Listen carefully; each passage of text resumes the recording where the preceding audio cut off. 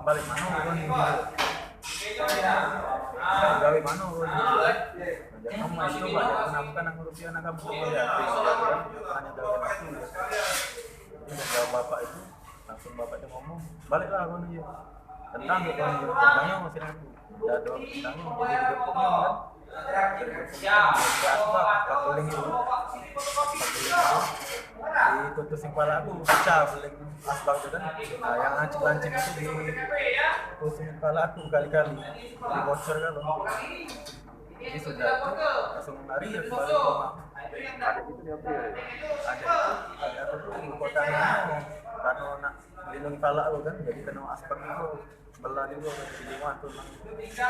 waktu kejadian ada yang mantul waktu kejadian ada bang Siko ada siapa itu bisa ada yang bisa